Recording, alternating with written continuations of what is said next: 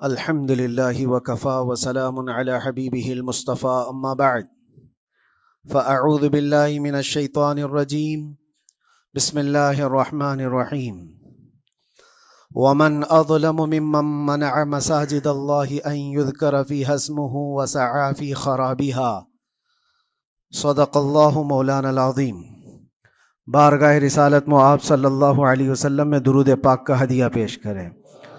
اللہم صلی علی سیدنا و مولانا محمد معدن الجود والکرم وآلہ واصحابہ الکرام وابنہ الکریم وبارک وسلم صلاۃ دائمۃ سرمدا ابدا۔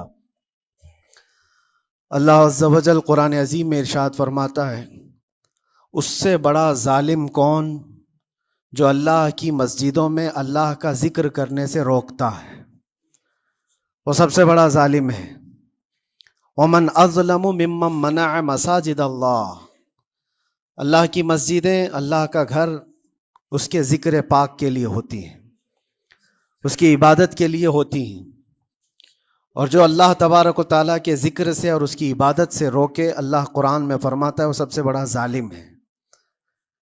میرے عزیزو، تاریخ اگر دیکھتے ہیں ہم تو ہر زمانے میں معرکہ حق و باطل ہوتا رہا ہے۔ باطل طاقتیں ہمیشہ یہ چاہتی ہیں کہ اللہ کے ذکر کو روکیں، کیونکہ طاغوت شیطان جس کا ذکر قرآن میں ہے وہ ہمیشہ سے یہ چاہتا رہا ہے کہ اللہ کا ذکر کرنے والوں کو روک دیا جائے، کیونکہ اس نے اللہ تبارک و تعالیٰ سے یہ وعدہ کیا، چیلنج کیا تھا، لَأَقْعُدَنَّ لَهُمْ صِرَاطَكَ الْمُسْتَقِيمِ، اے رب میں تیرے سیدھے راستے پر بیٹھ جاؤں گا، ثُمَّ لَآتِيَنَّهُمْ مِنْ بَيْنِ أَيْدِيهِمْ وَمِنْ خَلْفِهِمْ وَعَنْ أَيْمَانِهِمْ وَشِمَائِلِهِمْ، اور میں اس سیدھے راستے پر جو بھی گزرے گا اس کو کبھی سامنے سے آ کر بہکاؤں گا، کبھی پیچھے سے آ کر بہکاؤں گا، کبھی دائیں سے کبھی بائیں سے۔ اور اللہ تبارک و تعالیٰ سے شیطان مردود یہ کہتا ہے، وَلَا تَجِدُ أَكْثَرَهُمْ شَاكِرِينَ، تو تیرے بندوں میں شکر گزار بندے نہیں پائے گا۔ مطلب یہ ہے کہ ابلیس لعین مسلسل یہ کوشش میں ہے کہ اللہ تبارک و تعالیٰ کے بندوں کو اس کے ذکر سے دور کرے، اس کے شکر سے دور کرے۔ آج بھی وہ کیفیت ہم دیکھتے ہیں کہ سب سے زیادہ اللہ کے ذکر سے روکنے کے لیے جو شیطانی طاقتیں کوشش کر رہی ہیں، مگر میرے عزیزو یہ تمہارا امتحان ہے، تمہارا امتحان ایسا کہ کبھی یہ مت سمجھنا کہ تم خالی ہو، کیونکہ قرآن پاک اللہ تبارک و تعالیٰ 21ویں پارے میں فرماتا ہے، احسب الناس ان یترکوا ان یقولوا آمنا وهم لا یفتنون، کیا لوگ یہ گمان کر کے بیٹھے ہیں کہ وہ ایمان لے آئے تو ہم ان کو آزمائیں گے نہیں، یا ان کو چھوڑ دیا جائے گا؟ جو ایمان لایا ہوا بندہ ہے وہ آزمایا جائے گا۔ ایمان اگر تمہارے پاس ہے تو تمہیں امتحان سے بھی گزرنا ہی ہوگا۔ یہ ایمان کسی حلوہ پراٹھے کا نام نہیں ہے، کھا کر کے مست نیند سو جائے، پھر اسے اس دار فانی میں، اس دنیا میں امتحانات سے گزار کر کے اپنے ایمان کی کسوٹی کو دکھانا ہوگا۔ اسی لیے قرآن یہ بھی کہتا ہے کہ تمہیں کیسے کیسے آزمایا جائے گا، وَلَنَبْلُوَنَّكُمْ بِشَيْءٍ مِّنَ الْخَوْفِ وَالْجُوعِ وَنَقْصٍ مِّنَ الْأَمْوَالِ وَالْأَنفُسِ وَالثَّمَرَاتِ، ہم تمہیں آزمائیں گے کبھی بھوک سے، کھانے کی قلت سے، اور کبھی خوف سے، ڈر آئے گا تمہارے پاس، اور پھر اللہ تعالیٰ فرماتا ہے کبھی مال و دولت کی کمی سے، وَنَقْصٍ مِّنَ الْأَمْوَالِ وَالْأَنفُسِ، کبھی لوگوں کی جان چلی گئی ہو، کثرت سے تمہارے عزیز مر گئے، یہ بھی آزمائش ہے، اور پھلوں کی کمی۔ اللہ تعالیٰ فرماتا ہے یہ 5 چیزیں ہیں جو تمہاری زندگی میں آئیں گی اور تمہیں آزمایا جائے گا، اور ان کمیوں کے وقت تمہارا ایمان دیکھا جائے گا، تم کیا کہتے ہو۔ اور اللہ تعالیٰ فرماتا ہے جب کبھی تمہیں بھوک سے آزمایا جائے، خوف سے، ڈر سے آزمایا جائے، اور مال کی کمی سے آزمایا جائے، امتحان لیا جائے، تو اس وقت جو بندہ یہ کہتا ہے، اللہ فرماتا ہے انا للہ و انا الیہ راجعون۔ اللہ تعالیٰ فرماتا ہے ان لوگوں کو یہ بشارت ہے، ان صبر کرنے والوں کو یہ بشارت ہے کہ جب ان پر مصیبت آتی ہے تو یہ کہتے ہیں ہم اللہ ہی کے ہیں اور اللہ ہی کی طرف لوٹنے والے ہیں۔ یہ مصیبت کے وقت یہ جو 5 چیزوں سے آزمایا گیا ہے، ان آزمائش کے دور پر جو بندہ اللہ تبارک و تعالیٰ کی اس عطا پر راضی رہتا ہے وہ صبر کے ساتھ نکل گیا ہے۔ آج کے دور میں بھی میرے عزیزو بے شمار جانیں ہماری درمیان سے جا رہی ہیں۔ آپ کو اندازہ ہے موت اتنی عام ہو گئی ہے، اتنی عام ہو گئی ہے کہ اب لوگوں کو موت پر کوئی افسوس بھی نہیں ہوتا۔ ہر دن خبریں موت کی سرخیاں چھاپتی ہیں۔ 100-200 کی موت کوئی معنی نہیں رکھتی آج۔ فلسطین کے نہتے بچوں میں تقریباً 45,000 لوگ سال بھر میں مر گئے۔ 45,000 کوئی تعداد ہوتی ہے کہ نہیں ہوتی؟ اتنی بڑی جانوں کا جو نقصان ہے یہ آزمائش ہے، اور یہ جانوں کے ذریعے سے آزمائش تھی۔ مال کی کمی کی آزمائش تو ایسی ہے، ملک شام، یمن، بہت سارے ایسے ٹوٹے پھوٹے علاقے، عراق، جہاں پر لوگ کھانا اور دوائیوں سے جوجھ رہے ہیں اس طرح سے کہ وہ گھاس کھانے پر مجبور ہیں۔ بہت سارے ایسے علاقے جہاں پر چھوٹے بچے پھینکے ہوئے کچرے میں سے دانے چن کر کے کھا لیا کرتے ہیں۔ وہ اپنے پیٹ کی اس آگ کو بجھانے کے لیے دانے دانے کے لیے ترس رہے ہیں۔ یہ بھوک کی آزمائش ہے، مال کی کمی کی آزمائش ہے، جانوں کی آزمائش ہے۔ عزیزان گرامی وقار، اور پھر خوف کے ذریعے سے جو آزمائش ہے وہ ہم دیکھ رہے ہیں آج۔ خوف ظالموں کے ذریعے سے تم پر مسلط کیا جائے گا۔ ہر آدمی ڈرا سہما ہوا، ہر آدمی اپنے اندر ایک ڈر لیے بیٹھا ہے کہ نکلوں گا تو کیا ہو جائے گا۔ ان سب کے درمیان اللہ کی بارگاہ میں سجدہ ریز ہونے کا نام ایمان ہے۔ سب حالات ہوں گے اس طرح سے، اور انہی حالات کے درمیان جو بندہ اپنا سر جھکاتا ہے مولا کریم کی بارگاہ میں وہ ایمان والا ہے۔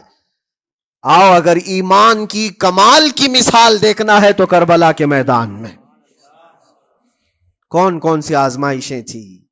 بھوک کی بھی آزمائش ہے، پیاس کی بھی آزمائش ہے، جان کی بھی آزمائش ہے، خوف کی بھی آزمائش ہے۔ سب چیزیں ایک ساتھ کربلا کے میدان میں آئی۔ رسول اللہ کے گھرانے پر، اہل بیت پر وہ کیسا عظیم امتحان تھا جب وہ 72 لوگوں کا 82 لوگوں کا قافلہ بھوک اور پیاس سے جوجھ رہا ہو، 3 دن سے ان کے اوپر کھانا اور پانی بند ہو، اور ان شہزادوں کے ایمان میں ذرا برابر بھی فرق نہیں آتا، نہ ان کے ایمان میں، نہ حوصلے میں، نہ ہمت میں فرق آتا ہے۔ 3 دن کے بھوکے اور پیاسے باطل سے نپٹنے کے لیے کس طرح سے کمر بستہ ہے۔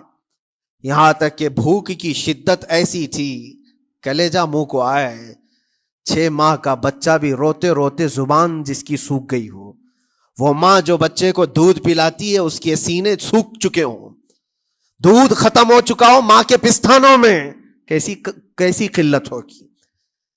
پانی کا ایک قطرہ ان کے گھر تک نہیں پہنچ پاتا، ماں اپنے بچے کو دودھ نہیں پلا سکتی تھی۔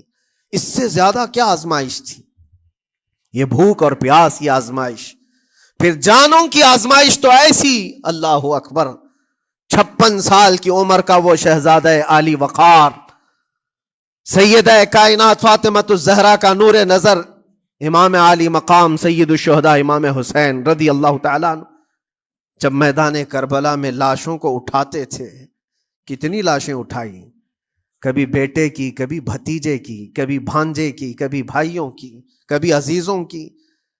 میاں ہم اپنے گھر سے نکلنے والے ایک جنازے کو اٹھاتے ہیں تو 8 دن تک ہمارے اندر سے ہوش نکل جائے۔ کوئی اپنے بچے کو اپنے ہاتھوں سے دفن کر کے دیکھے پھر کیفیت پتہ چلتی ہے۔ امام حسین نے ایک نہیں اپنے لاڈلوں کی لاشیں اس طرح سمیٹی ہیں۔ ان کے جوان بیٹے علی اکبر کو جب شہید کر کے گھوڑے دوڑائے گئے تھے جسم کے اوپر سے، ٹکڑے الگ ہو چکے تھے، اس کو سمیٹتے ہوئے کون بیٹھا ہے؟ رسول اللہ کا نواسہ۔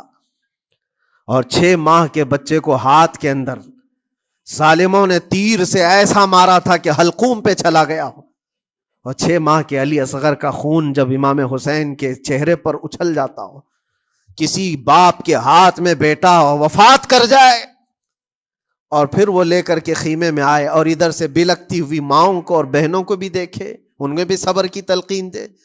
کبھی کبھار میں سوچتا ہوں اللہ یہ کیسے امتحانات سے گزرا تھا فاطمہ کا لال، کیسے امتحانات سے، بھوک اور پیاس کی شدت الگ، یہ جانوں کی شدت، جانوں کے جانے کا غم الگ، عزیزوں کی لاشوں کو اٹھانے کا بوجھ الگ، پھر اس پر 22,000 کا لشکر جرار سامنے، اس کا خوف لوگوں کے اوپر ڈالا جا رہا ہے۔ عزیزان گرامی وقار، یہ سب چیزیں کیا امام حسین کے قدموں کو ڈگمگا گئیں؟ کیا ان کے خاندان والوں کو بکنے پر مجبور کر دی؟ کیا انہوں نے سمجھوتے کر کے اپنا سب کچھ بیچ ڈالا؟ ایک خیمے کا بچہ بھی، خیمے کا ایک بچہ بھی امام حسین کا نکل کر کے آیا ہو تو مجھے تاریخ بتا دو۔ بلکہ تاریخ تو آج یہ کہتی ہے، سر داد نہ داد دست در دست یزید، حقا کے بنا لا الہ است حسین، سر دے دیا مگر ہاتھ یزید کے ہاتھ میں نہیں دیا۔ حق تو یہ ہے کہ لا الہ کی جڑ کا نام حسین ہے۔ آج وہ امتحان قیامت تک کی تمہارے ساتھ ہوتا رہے گا، قیامت تک تمہارے ساتھ یہ آزمائش ہوتی رہے گی، کبھی بھوک سے، کبھی ڈر سے، کبھی جانوں کے نقصان سے، لیکن پھر تمہیں دیکھا جائے گا تم بکتے کتنے ہو، نکلتے کتنے ہو، ہواؤں کے پجاری کتنے ہیں، خواہشات نفس کو ماننے والے کتنے ہیں، اپنے کمفرٹ زون میں جینے کے لیے ایمان کا سودا کرنے والے لوگ کتنے ہیں۔ یہ آزمائش ہوتی رہے گی میرے عزیزو۔ ایمان اس کا نام نہیں ہے کہ تم گھر میں آرام سے بیٹھے رہو گے اور کوئی امتحان نہیں ہوگا، امتحان تو ہوگا، آزمائش تو ہوگی۔ آج جو بھی حالات ہیں اس پر میں یہی کہوں گا، ایک بات ہو سکتا ہے کروڑوں مسلمانوں کے دلوں میں آج یہ نروس پن آئے، اتنے برے حالات ہوتے ہیں، اللہ ہمارے ساتھ ہے یا نہیں؟ اللہ ہمارے ساتھ ہے یا نہیں؟ ایمان ہمارا صحیح ہے یا نہیں؟ اسلام صحیح ہے یا نہیں؟ یہ شک بھی شیطان تمہارے دل میں ڈالتا ہے۔ کبھی تمہارے اوپر مصیبتوں کے پہاڑ ٹوٹ جائیں تو شک ڈالتا ہے شیطان تاکہ تمہارا ایمان ڈگمگا جائے۔ میرے عزیزو، مسلمان ہونے کا مطلب یہ نہیں ہے کہ تم صرف محلات میں جیو گے اور تخت و تاج کے مالک ہی رہو گے، ایسا نہیں ہے۔ ایمان والوں کو احد میں 70 جانیں بھی دینی پڑی ہے، بدر میں ان کے ساتھ جو معاملات ہوئے ہیں، فتح اگرچہ بدر میں ہوئی لیکن جنگ احد کا اگر منظر دیکھو گے، اللہ اکبر، وہ رسول پاک صلی اللہ تعالی علیہ وسلم کے شہدائی صحابہ جب احد کے میدان میں کھڑے تھے، 70 صحابہ کی ایسے جانیں گئی ہیں، اگر میں تفصیل بتاؤں تو بہت لمبا وقت ہوگا۔ ایک صحابی ہیں حضرت انس بن نزیر، پورے جسم میں ایک انگلی کے علاوہ کچھ نہیں ملا، کچھ نہیں ملا، شہادت کی ایک انگلی سے ان کو پہچانا گیا۔ حضرت سعد بن ربیع، یہ ایسے صحابی ہیں جن کا پیٹ پورا پھاڑ دیا گیا تھا اور 12 نیزے مارے گئے تھے۔ وہ سید الشہداء امیر حمزہ بھی تو اسی احد کے میدان میں شہید ہوئے، جن کو بھالے سے مارا گیا اور چیر کر کے ان کا کلیجہ چبایا گیا تھا۔ عبداللہ بن جہش اسی میدان میں انتقال کیے ہیں، جن کے جسم کے 80 ٹکڑے کر دیے گئے تھے اور ہر ٹکڑے کا ہار بنا کر ظالموں نے پہنا تھا، ہار بنا لیا تھا جسموں کے۔ یہ سارے منظر احد کے میدان میں ہوئے، اور کون سے ایمان والے؟ وہ رسول اللہ کی اقتداء میں نماز پڑھنے والے، حضور پاک کے چہرے انور کو دیکھنے والے۔ جب ان کے ساتھ یہ آزمائشیں ہو سکتی ہیں تو ہم کون سی گاجر مولی ہیں؟ ہمارے ساتھ بھی آزمائشیں ہوں گی، جس کا جیسا ایمان ہوگا ویسا وہ امتحان بھی دے گا، اسی امتحان سے وہ گزارا جائے گا۔ مگر میں آج کروڑوں مسلمانوں کے دلوں کے بارے میں یہ بات کہنا چاہتا ہوں کہ اگر نروس پن ہے کہ یہ حالات ایسے کیوں ہیں، حالات ہر زمانے میں ہوتے رہیں گے۔ ستیزہ کار رہا ہے ازل سے تا امروز، شرار ابو لہبی سے چراغ مصطفی، ہماری تاریخ ہے، یہ تاریخ ہے میرے عزیزو۔ اللہ تعالیٰ قرآن میں فرماتا ہے تِلْكَ الْأَيَّامُ نُدَاوِلُهَا بَيْنَ النَّاسِ، یہ دن ہیں جو ہم لوگوں کے درمیان پلٹتے رہتے ہیں، کبھی تم بادشاہ بنو گے، کبھی فقیر بن جاؤ گے، اور آج جو تخت پر ہیں ہو سکتا ہے وہ کل ڈگر ڈگر گھوم رہے ہوں۔ آج جن کو طاقت کا نشہ ہے ہو سکتا ہے وہ بھیک مانگنے پر بھی مجبور ہو جائے. لیکن ایک بات یاد رکھنا، نروس پن اپنے دل میں آنے نہ پائے. ان حالات سے دیکھ کر کے گھبرا نہ جانا. ایمان تمہارا سچا ہے، اللہ کل بھی تمہارے ساتھ، آج بھی تمہارے ساتھ. بس تمہاری عبادت میں فرق آنے نہ پائے، تمہارے سجدوں میں کمی ہونے نہ پائے، تمہارے ایمان میں تزلزل آنے نہ پائے. اللہ ایک ہے تو ایک ہے، اللہ سچا ہے تو سچا ہے. میں نے اللہ کو نہیں دیکھا لیکن اللہ پر ایمان ضرور ہے. یہ یقین اور یہ عقیدہ تمہارا مضبوط رہے.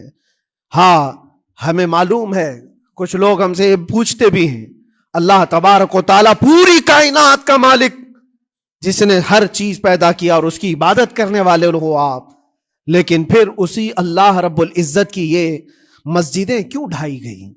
کیوں مسجدوں کو ختم کیا جا رہا ہے؟ اللہ کے ذکر کو روکنے کے لیے طاقتیں پوری مسجدوں کو ڈھانے کی کیوں بات کرتی ہیں؟ پھر اللہ کچھ کیوں نہیں فرماتا؟ میرے عزیزو، یہ کائنات ہے جس کو اللہ نے اسباب پر بنا کر بھیجا ہے اور تمہیں عمل کے لیے بھیجا گیا ہے. تمہارا عمل دیکھنا ہے، تم کتنے پابند ہو، تم کتنے اپنی حفاظت کرتے ہو، تمہارے ایمان کی، تمہاری عبادتوں کی، تمہاری مسجدوں کی. تم مسجدیں خالی کر کے گھوم رہے ہو، فجر کی نماز میں اپنے گھروں پر سوئے ہو اور پھر اللہ کے گھروں کی حفاظت کی بات کر رہے ہو کہ مسجدیں ڈھائی جا رہی ہیں، مسجدوں پر آکرمن ہوتا ہے. یہ ساری باتیں کیوں؟ تم جب ان صفوں کو خالی کر دو گے، یہ مسجدیں چیخ چیخ کر پکارتی ہیں اللہ کی بارگاہ میں. پل بھر میں بنا لی، شب بھر میں بنا لی مسجد تو ایمان کی حرارت والوں نے. من اپنا پرانا پاپی تھا، بچپن سے نمازی بن نہ سکے. مسجدیں بڑی بڑی شاندار بنا لینا اور اس کو آباد نہ کرنا، یہ بھی تو ظلم ہے. آپ ان مسجدوں کی حفاظت کی جو بات کر رہے ہیں، ان مسجدوں کی حفاظت صرف کمیٹیاں بنانے سے نہیں ہوتی، نمازوں سے ہوتی ہے، اس کے اندر تلاوت قرآن سے ہوتی ہے.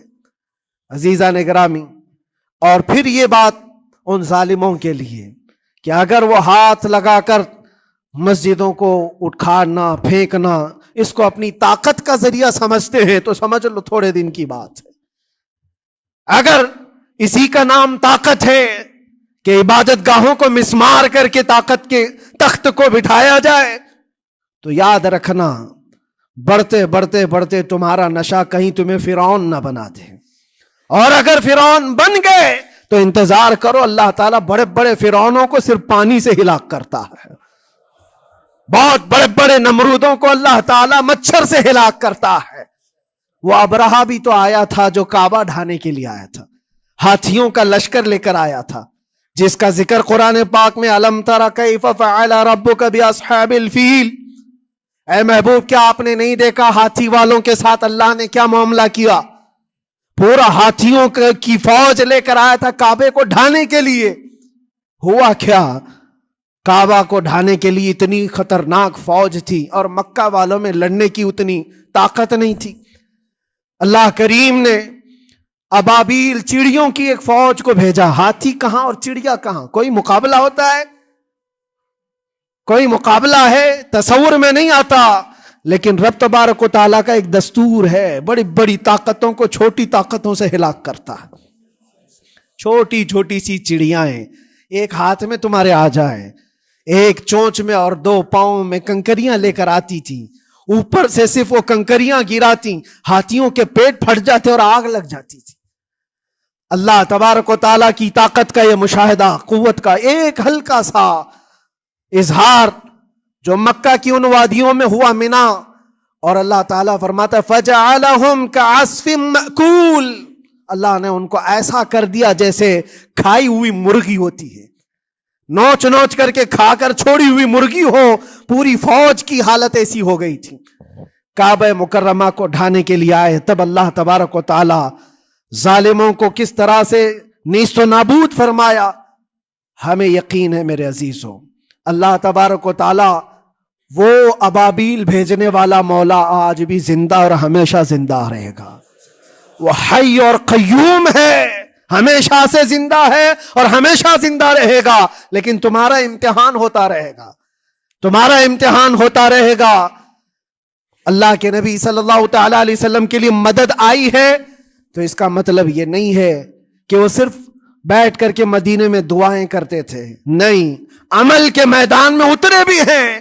صحابہ نے بھوک اور پیاس برداشت کی ہے، کتنے کتنے دنوں تک وہ ایک کھجور پر پورا دن گزارتے تھے۔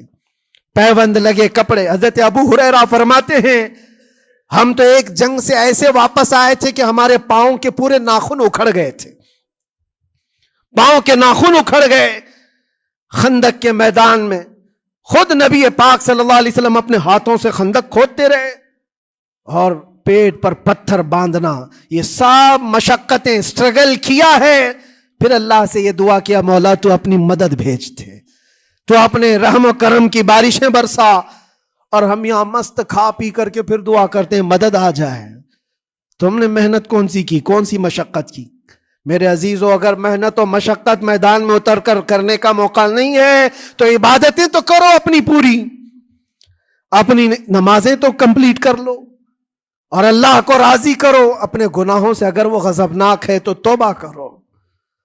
اور جاتے جاتے یہ بات بھی میں عرض کروں گا کہ آج جن لوگوں کو ایسا لگتا ہے کہ یہ کھیل تماشا ہے، ایک بات یاد رکھنا، کسی مسجد کے ختم ہو جانے سے یا مومن کے کسی کے ہار جانے سے ایمان کبھی ہارتا نہیں ہے، ایمان ہمیشہ جیتتا ہے۔ تھوڑی دیر کی تکلیف تو مومن کو ہو سکتی ہے، لیکن اس کے ساتھ ایمان ہے تو ہمیشہ سر بلند ہے۔ اس سے بڑی کوئی کامیابی کیا ہے؟ ہم نے دیکھا ہے کربلا کی تاریخ میں جیتا کون ہے؟ دنیا کی نظر میں، اس وقت کی میڈیا کی نظر میں، اس وقت کے جو کتے ہوں گے ان کی نظر میں یزید جیتا ہوگا، لیکن قیامت تک ہر مومن کہتا ہے بادشاہ است حسین، بادشاہ است حسین۔ ایمان کی جیت ہمیشہ ہے، اگرچہ وہ ٹکڑوں میں بدل جائے، اگرچہ وہ 1000 ٹکڑوں میں ہو جائے۔ آج بھی پھریرا لہرا رہا ہے تو حسین اعظم کا لہرا رہا ہے۔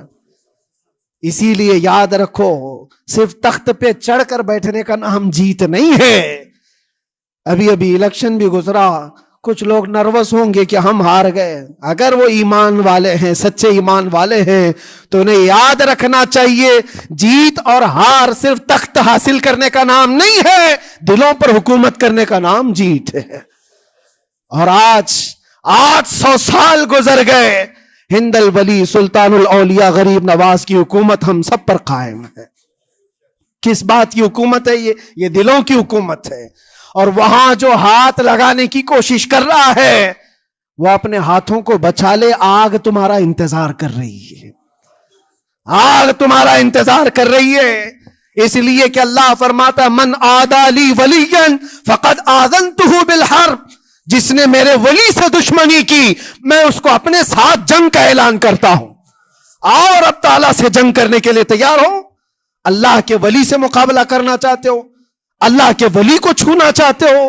رب تعالیٰ فرماتا ہے جو اللہ کے ولی سے دشمنی کرتا ہے اسے میں اپنے ساتھ جنگ کا اعلان کرتا ہوں۔